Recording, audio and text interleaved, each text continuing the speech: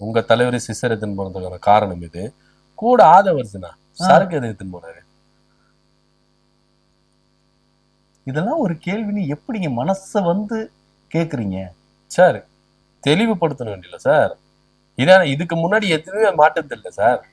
ஐயோ, இன்டர்நேஷனல் பிளைட்ல எல்லாம் டிராவல் பண்ணி போயிருக்கீங்களா? கேள்விப்பட்டிருக்கேன், போனதில்ல.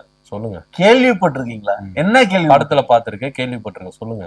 அங்க உள்ளார நாம தண்ணி அடிக்கிறதுக்கு என்ன சரக்கு வேணும்னு கேட்டு கொடுப்பாங்க. ரம்மு, ஒயினா, பிராந்தியா, விஸ்கியா அப்படின்னு என்ன கேக்குறமோ அது கொடுப்பாங்க. அதே லோக்கல் டொமஸ்டிக் ஏர்லைன்ஸ்ல அது கிடைக்காது. ஆமா, புரியுதா? ஆனா இவரு போந்து தனி விமானம் தானே. தனி விமானம்ல கொடுக்கணும். ஆனா ஏன் மறுக்கிறாங்கன்னு தான் தெரிய மாட்டேங்குது. அதனாலதான் நீங்களே எடுத்துன்னு போயிட்டீங்களோ? அப்புறம் ஒரு விஷயம், ஒரு சில இடத்துல நாம கிடைக்கல அப்படின்னா அதுக்காக நம்ம காத்துட்டு இருக்க கூடாது.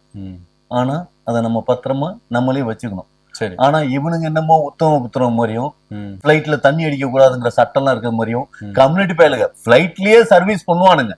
அதை வாங்கி நம்மள குடிக்க வைப்பானுங்க. இவ்வளவு தூரம் பிளைட் எல்லாம் வச்சு நடத்துறவனுங்க எங்க வளர்ந்துகிட்டவர்? ஐயோ, திமுக கார மாதிரியே பேசுறேன்.